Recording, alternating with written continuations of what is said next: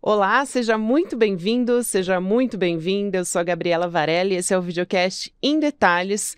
Aqui, sempre com um convidado, com uma convidada, a gente discute uma temática, uma notícia importante do dia. Eu estou na companhia hoje do escritor, professor João César de Castro Rocha, autor do livro Bolsonarismo, da Guerra Cultural ao Terrorismo Doméstico. Professor, obrigada por aceitar nosso convite, seja muito bem-vindo aqui ao Em Detalhes. Muito obrigado, Gabriela, pelo convite. É uma alegria dialogar com você e com todos. Professor, vamos lá, né? Quais que são esses desafios para desbolsonarizar o 7 de setembro? Aliás, eu pergunto se esse verbo está correto, se a prioridade seria desbolsonarizar ou então distensionar, desmilitarizar o 7 de setembro. Enfim, tem vários verbos que a gente pode colocar aqui em discussão, né? Gabriela, essa é uma questão tão complexa que envolve tantas coisas, bastante impressionante para quem, como eu, acompanha o subterrâneo bolsonarista, como hoje, a partir do momento em que não foi dado o golpe de Estado que eles esperavam para a manutenção do Bolsonaro no poder, é muito impressionante como hoje os bolsonaristas se voltaram completamente contra as Forças Armadas. Houve uma pesquisa da Quest há mais ou menos 2 ou 3 semanas, e essa pesquisa trazia uma queda da popularidade dos militares e da confiança nos militares por volta de 10%, o que é algo considerável. Posso trazer a pesquisa aqui, professor, aproveitar? Estou com esses dados na mão. Por favor. Porque eu ia justamente fazer uma pergunta sobre isso, né? Sobre essa confiança nas Forças Armadas. Sofreu uma queda expressiva, né? Desde o fim de 22, essa pesquisa da Genial Quest foi divulgada no dia 21 de agosto. E aí, entre dezembro de 22 e agosto de 23, o número dos brasileiros que diziam confiar muito nos militares, a porcentagem é de que caiu de 44% para 33%, e o mais interessante, eu acho, do levantamento, né, professor, é que a queda dessa confiança mais significativa aconteceu entre os eleitores do Bolsonaro no segundo turno da eleição, né? Justamente, porque uma primeira impressão que se poderia ter dessa pesquisa é que a sociedade como um todo começa a se mobilizar para acabar com essa tutela indevida dos militares em relação à democracia. Mas, infelizmente, não é o caso. Desses 10% de queda do prestígio dos militares, a maior parte se deve aos bolsonaristas que deixaram de confiar no Exército, não porque o Exército defendeu a democracia, mas, pelo contrário, porque as Forças Armadas não deram o golpe. Isto é, nós vivemos no Brasil uma situação muito mais grave do que nós de fato, estamos compreendendo. É isso, professor. Eu queria te ouvir a respeito desse desgaste, né, das Forças Armadas. Há suspeitas de envolvimento em corrupção, em caso de corrupção, tem o caso emblemático das joias, desvio de joias, né, presentes para o acervo pessoal do presidente Jair Bolsonaro. Teve o suporte ao golpismo do 8 de janeiro, enfim. Qual o cenário, qual foi a conjunção de fatores que levou a gente, talvez, a esse cenário, a essa pesquisa até que a gente trouxe aqui? A minha impressão é que, de imediato, pelo tempo da pesquisa, deveu-se, sobretudo, à perda de apoio dos bolsonaristas, o que é péssimo para a democracia como um todo. Mas a questão dos militares, Gabriela, talvez é o nó gordo da República Brasileira. A República Brasileira começa com um golpe militar, o golpe do 15 de novembro. 2 anos depois do golpe militar de 15 de novembro, o Marechal Deodoro tenta dar um autogolpe, ele fecha o Congresso, há uma reação da Armada e ele renuncia, assume o vice-presidente, o Floriano Peixoto, que deveria convocar eleições, ele dá um novo autogolpe, permanece no poder, e mais do que isso, o primeiro esboço do que o bolsonarismo se tornou, na verdade, na República Brasileira, é o florianismo. E, Gabriela, o Floriano Peixoto, quando enfrenta a segunda revolta da Armada, ele não pensa 2 vezes. Ele ganha a alcunha de Marechal de Ferro porque ele simplesmente mandou matar os adversários, mas matar mesmo, fuzilar, passar na espada, como se fazia na época. O romance do Lima Barreto, o triste fim do Policarpo Quaresma, o fim do Policarpo é triste porque no final do romance fica insinuado para o leitor que ele será fuzilado pelas tropas florianistas. Toda a história do Exército na República, sobretudo do Exército, Aeronáutica e Marinha, a história do Exército é a história de uma presença injustificada e excessiva, sempre constrangendo a democracia, como ainda hoje ocorre. Você, professor, falou sobre história, né? Aqui no Brasil, historicamente, as nossas comemorações do 7 de setembro viraram uma espécie de propaganda, né, das Forças Armadas. Não deveria ser uma celebração cívica, com participação maior da sociedade civil mesmo? Como é que a gente caminha para isso? E também queria pedir exemplos de outras democracias, né? Porque em outros países, normalmente é justamente isso que a gente tem, né? Uma celebração cívica. Ótima lembrança, Gabriela. Olha, em relação à parada militar como uma espécie de demonstração de autoridade e o oposto da democracia, há o brilhante estudo dos anos 70, do Roberto da Mata, Carnavais, Malandros e Heróis, em que ele faz uma análise de vários rituais da sociedade brasileira, o carnaval e, entre eles, a parada militar. Sobretudo a partir da ditadura militar, o 7 de setembro se tornou uma clara demonstração de força do regime. E nós nunca conseguimos recuperar, de fato, o 7 de setembro. Se nós compararmos, por exemplo, com 4 de julho nos Estados Unidos, eu estudei nos Estados Unidos e dei aula nos Estados Unidos. O 4 de julho nos Estados Unidos não é uma parada militar. É, sobretudo, uma manifestação cívica. As pessoas colocam bandeira nas portas das casas, fazem almoços especiais. O 4 de julho é uma instituição norte-americana da cidadania, não dos militares. No Brasil, exatamente. Em vários lugares do mundo isso acontece. Por exemplo, 14 de julho na França é uma festa cívica. Claro, os militares não estão excluídos, mas não é prioritariamente uma demonstração de força dos militares. Essa me parece, um dos dilemas principais da democracia brasileira. É uma democracia com um baixo nível de cidadania e, em boa medida, porque há um excesso de militarização. E há países em que as forças, os militares, né, a presença dos militares é mais forte. A gente pode dar esses exemplos também para entender realmente o contexto, né? Porque no Brasil, por exemplo, a gente não teve uma independência por meio da guerra, né? Não faz sentido a gente ter... Não faz sentido, Claro. não é a nossa verdade histórica, né? Vamos dizer assim. Claro. Mas, olha, geralmente os locais em que as datas de independência têm uma forte presença militar não são locais marcados por democracia. Uhum. Há um exemplo, gente, acho que é muito importante. Na eleição presidencial em 2020, houve uma ocasião, você vai lembrar, Gabriela, como boa jornalista, em que o Donald Trump, em Washington, fez questão de tirar uma fotografia com uma Bíblia na mão numa igreja, porque antes havia manifestações do Black Lives Matter. E ele levou o comandante do Estado-Maior dos Estados Unidos, e ele compareceu, um general, todo fardado. No dia seguinte, o general deu uma coletiva, pediu desculpas à nação, porque ele disse: eu, como militar, não posso me imiscuir na política. A minha atitude foi equivocada. E os militares nos Estados Unidos foram fundamentais para que a tentativa de Donald Trump não tenha tido êxito. Então, vou repetir, Gabriela, em algum momento a sociedade brasileira, mas não é tarefa de um presidente ou de um partido, a sociedade brasileira, em algum momento, precisa ter coragem cívica para colocar os militares nos seus respectivos lugares. Local de militar é na caserna. Local de militar é no quartel. Militar não deve estar na política. Perfeita essa resposta, professor, porque justamente eu queria te perguntar, existe agora um gesto do governo federal, do presidente Lula, né, de aproximação com as Forças Armadas.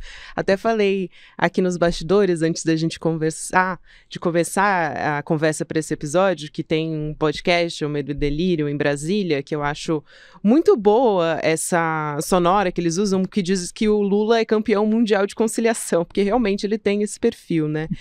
Agora, você acha que é preciso fazer essa sinalização como o Lula tem feito às Forças Armadas nesse 7 de setembro?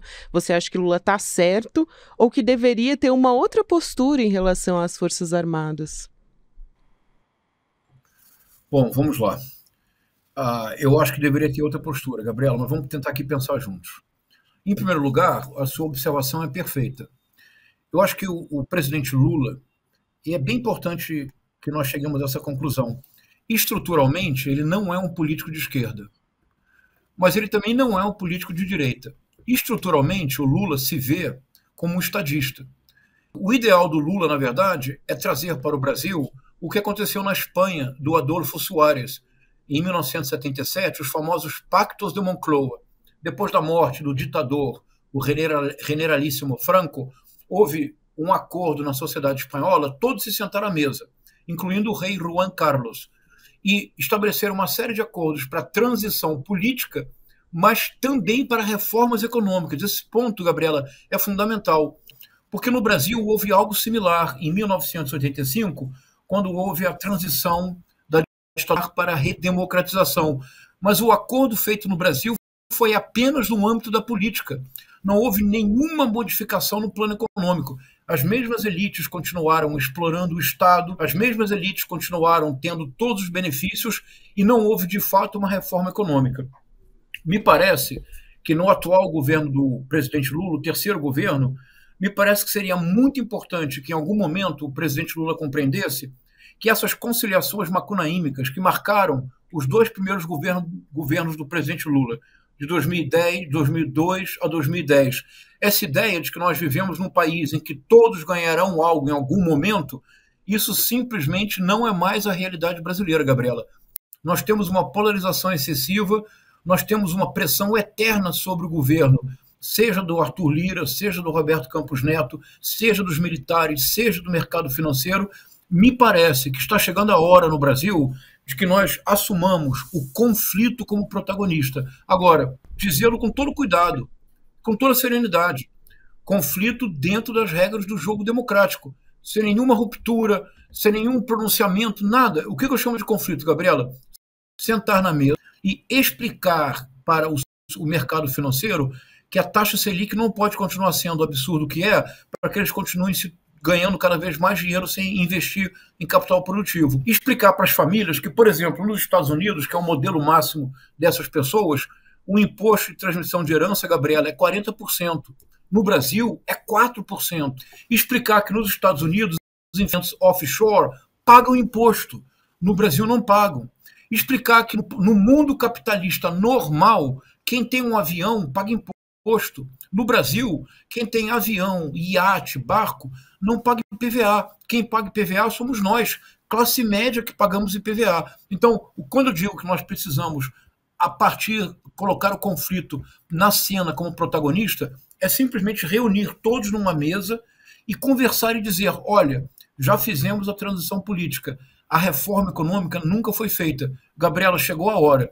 E dentro desse espírito, me parece fundamental que nós principiemos a colocar os militares nos seus respectivos lugares. Neste sentido, eu não vejo com bons olhos, não me parece que seja necessário, mais uma vez, beijar a mão dos militares.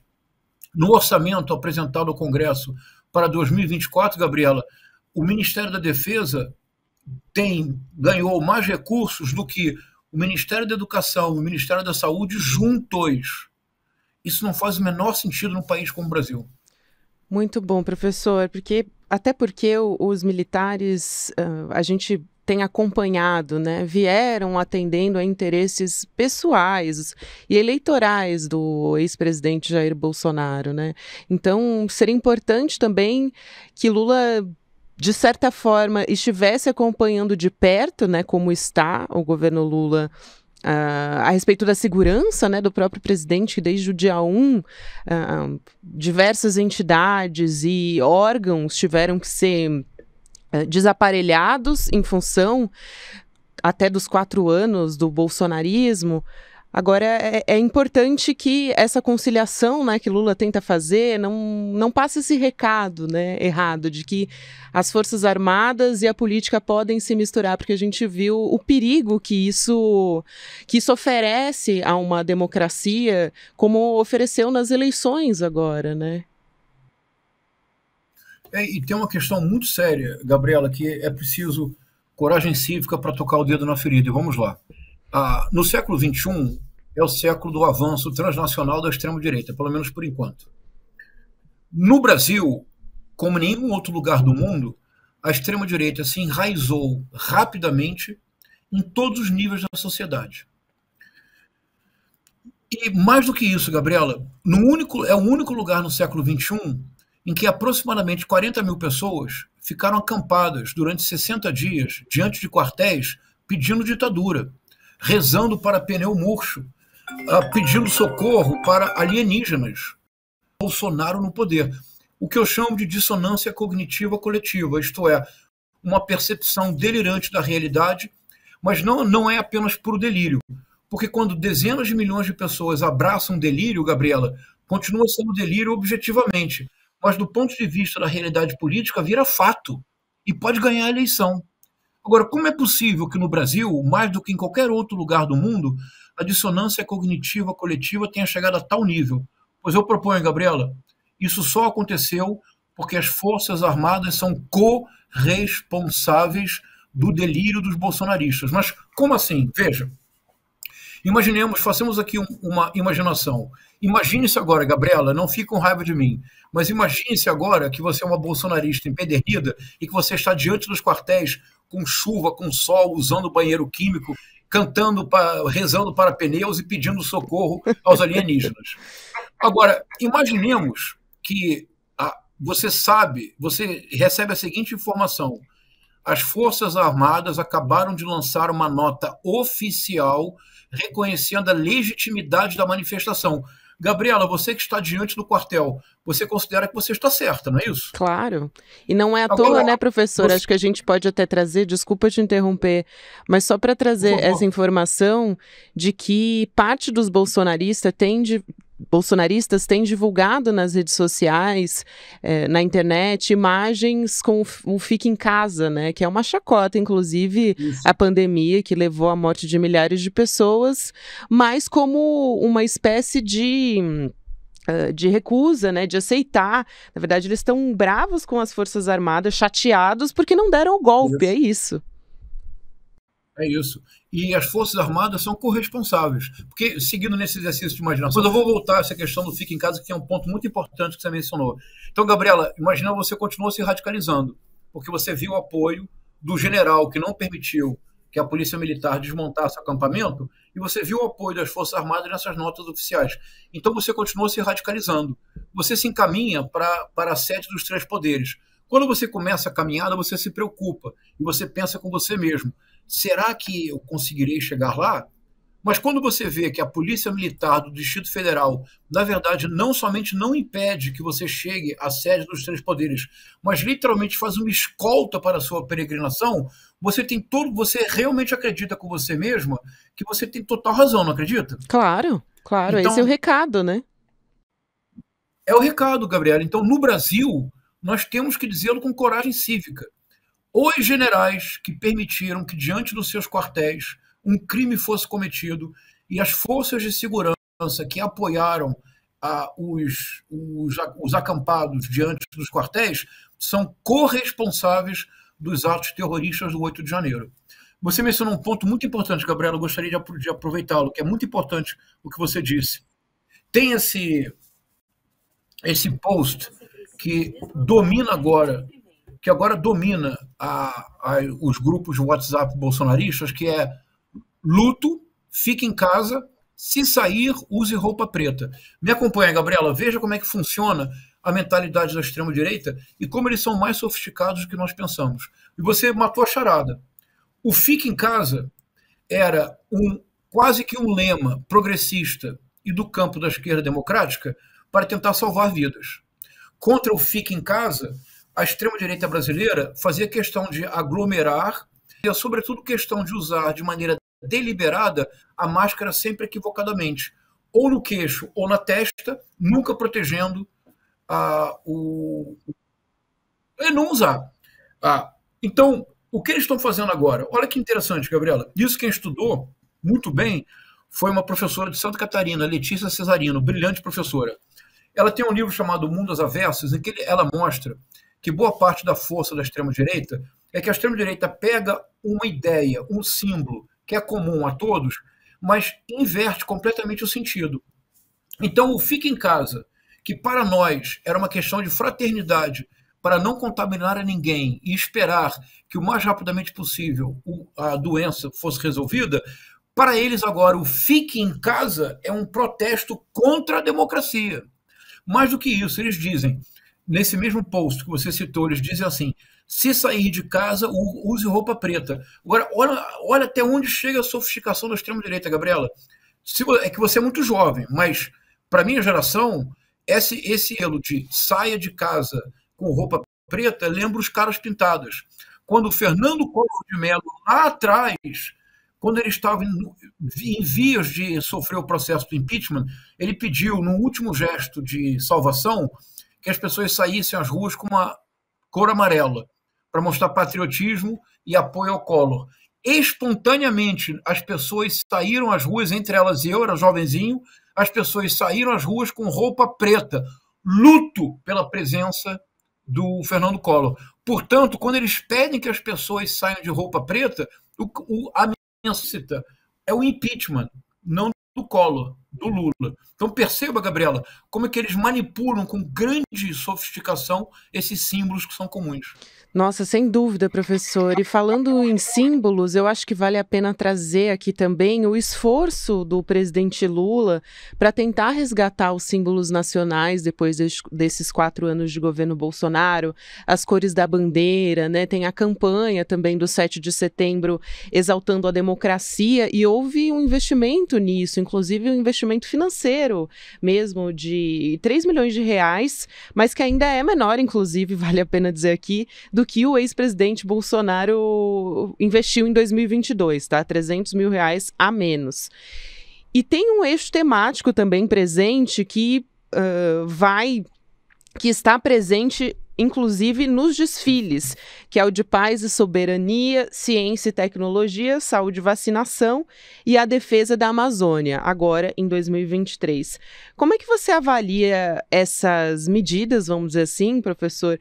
É um primeiro passo para esse resgate ou ainda vai ser muito difícil, pelo menos nesse primeiro 7 de setembro do primeiro ano de governo Lula? É um primeiro passo muito importante. Eu acho que esse passo foi rigorosamente fundamental. E é curioso, Gabriela, porque é um passo muito inteligente, porque usa contra a extrema-direita os recursos da extrema-direita. Veja, se a extrema-direita inverte o sentido, o que o governo tenta fazer agora é inverter a inversão, isto é, voltar ao sentido original. Ora, a camisa amarela da seleção brasileira sempre foi motivo de alegria, foi motivo de união.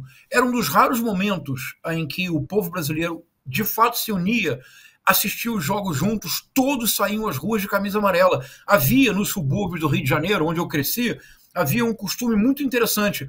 As ruas se enfeitavam e havia um concurso muito animado para saber qual era a rua mais bem enfeitada para a Copa do Mundo. Nossa, Você vê a cidade do Rio de Janeiro... hoje em dia a gente quase não vê isso, né? Me dá uma saudade, assim. Era muito bom ver as ruas enfeitadas. Dá uma saudade, né? Você andava no Rio, em todo o Brasil, tinha as bandeiras do Brasil, com as bandeirinhas do Brasil, havia bandeiras gigantescas, as pessoas pintavam a bandeira nacional nas ruas, todos se reuniam de verde e amarelo para celebrar a seleção brasileira. Nós precisamos recuperar esses símbolos. O hino nacional, ele é um hino nosso, ele não é da extrema-direita, ele também não é do PT, ele é um hino da nação. Aqui, a visão de estadista do Lula é muito correta. É preciso governar para todos, e para governar para todos só há uma forma. Nós temos que ter símbolos comuns. O símbolo da bandeira não pode ser apropriado pela extrema-direita bolsonarista. Esse gesto eu vejo de maneira muito positiva. Até porque ele está associado a uma série de causas fundamentais: ciência, vacinação, Amazônia, soberania e paz. Me parece um gol de placa essa iniciativa. Que é o que a gente deveria estar discutindo, né? E a gente perdeu muito tempo focado em outras coisas, né? Em outras cortinas de fumaça, inclusive para não discutir políticas públicas, democracia, o que tem que ser discutido, na verdade. Professor, uma última questão, mas eu acho que é importante, porque talvez seja a primeira grande ocupação em Brasília, o primeiro grande evento depois da posse do presidente Lula, e também depois a gente teve cenas horrorosas, né, do 8 de janeiro, E os últimos 7 de setembro que a gente teve também foi de muita tensão política. Eu me lembro de muita gente que queria fazer ato contra, né, indo na contramão do bolsonarismo, e tinha muito medo de ir às ruas. Existia todo um medo, né, um clima de medo muito intenso, principalmente entre os progressistas. Só lembrando que esse videocast que a gente está gravando hoje vai ao ar no dia 7 de setembro pela manhã, então pode ser que o cenário mude em algum sentido, mas eu quero perguntar a respeito da segurança, porque foi montado um gabinete de crise, inclusive, por conta da preocupação com a segurança, né, dado o histórico que a gente teve nesses últimos anos. Então, quando que a gente vai conseguir ter uma situação, talvez, uma sensação de normalidade no 7 de setembro? Vai levar tempo, mas tem que começar. E me parece que é muito importante este 7 de setembro, agora, pelos temas associados a ele, pelo espírito de recuperar símbolos comuns. Você pode ser de esquerda, você pode ser de direita, você pode ser de centro, você pode ser liberal. São posições legítimas válidas no campo democrático. Independentemente de você ser de direita ou de esquerda, o hino nacional, a seleção brasileira, a camisa verde e amarela é um símbolo comum. Se não houver símbolos comuns, não há nação. Num texto notável, um poeta francês, o Ernest Renan, ele escreveu uma vez uma frase linda, Gabriel. Ele disse assim: a nação é um plebiscito diário a que nos submetemos todos os dias. Olha que bonito. Quer dizer, a nação é um plebiscito diário porque se nós perdermos os símbolos comuns, deixa de haver Brasil, deixa de haver nação. O que há, na verdade, seriam apenas grupos e facções, que é o que nós vivemos nos 4 anos do governo Bolsonaro. E talvez o principal prejuízo do governo Bolsonaro, entre tantos outros, tenha sido precisamente essa divisão tão radical, nessa concepção tão dicotômica do mundo. Porque para a extrema-direita é assim: eu, os meus, no caso do Bolsonaro nós já sabemos, eu, os meus e os meus cúmplices, e os outros. E os outros não têm sequer direito a existir. Nós precisamos recuperar um país em que nós estejamos juntos, precisamente porque somos diferentes. A graça do mundo é a união do que é diferente, e não a repetição eterna do mesmo. Excelente, professor. João César de Castro Rocha, que é autor do livro Bolsonarismo, da Guerra Cultural ao Terrorismo Doméstico. Muito obrigada, professor. Foi um prazer, assim, imenso te ouvir. É muito bom ouvir uma leitura tão lúcida desse cenário que a gente tem no Brasil, para a gente poder olhar para frente, né, e finalmente deixar para trás esses anos aí de obscurantismo. Um abraço grande, seja sempre bem-vindo aqui ao Em Detalhes. Muito obrigado, Gabriela. Foi um prazer dialogar com você. Seguiremos dialogando. Um abraço grande e muito obrigado. Até a próxima, professor. O videocast Em Detalhes fica por aqui, e antes eu tenho um recado bastante importante para você, porque o nosso portal, o portal de notícias do ICL, está quase pronto para ser lançado, e para ajudar a acelerar esse processo, a gente precisa trazer novos membros para a nossa comunidade, então a sua ajuda aqui vai ser fundamental. O ICL é o único veículo no Brasil com zero publicidade, que é 100% financiado pela sua comunidade. Então, você pode se tornar agora mesmo um membro do ICL e fortalecer o jornalismo verdadeiramente independente. A sua assinatura no ICL dá acesso a mais de 200 cursos com professores renomados no Brasil e no mundo, e também conteúdos exclusivos. Por exemplo, nessa Semana da Independência, a gente convocou o nosso time de jornalistas, a nossa super equipe, para debater temas fundamentais da liberdade de imprensa. São nomes como Heloísa Vilela, Leandro Demore, Guga Noblar, Cris Serra, Chico Pinheiro e também o Chico Sá, todos juntos com o ICL na guerra pela independência. Vem lutar você também do nosso lado, então, se tornando um membro agora do ICL em icl.com.br. O próximo episódio do Em Detalhes vai ao ar às 10h30 da manhã, ao vivo no YouTube, por onde você acompanha toda a programação do ICL Notícias, sempre de segunda a sexta-feira. Você pode também ativar o sininho para receber o Em Detalhes, receber um aviso de que o programa está começando, e também dar um like para a nossa transmissão. Você também pode acompanhar o Em Detalhes no formato podcast. E aí, você fica bem informado antes, porque na verdade o episódio que vai ao ar nas plataformas em formato de podcast, ele já fica disponível logo cedo, assim que você acorda. Inclusive, vale a pena você procurar ouvir nesse formato, porque tem um conteúdo um pouco mais diferenciado. Fica a dica, vai lá ouvir para entender do que eu tô falando. E você pode favoritar na Deezer, se você prefere ouvir nesse aplicativo, dar 5 estrelas no Spotify, deixar o seu comentário, a sua avaliação, o seu feedback para mim. Eu tô sempre de olho. E claro, você pode sempre me escrever nas redes sociais. Um beijo e até a próxima. Estamos em guerra pela independência. Eles atacam, tentam nos intimidar, usam as estruturas de poder para distorcer a realidade. Mas não vão nos calar. A gente não se curva, a gente vai à luta. Em um sistema viciado em meias-verdades, nós somos a resistência, nós queremos a verdade. Por isto, levantamos a bandeira da independência. Independência para fazer um jornalismo corajoso, para colocar o dedo na ferida, para denunciar os abusos e as injustiças. Somos independentes dos donos do capital, dos poderosos e das grandes corporações. Aqui é publicidade zero. Só assim honraremos o nosso compromisso com a denúncia. Com a liberdade total de opinião. Essa guerra não é fácil, é cruel, mas com seu apoio e luta, seremos cada vez mais fortes. Junte-se à nossa causa. Junte-se à nossa causa. Junte-se à nossa causa. Fortaleça o jornalismo verdadeiramente independente. Sendo membro do ICL.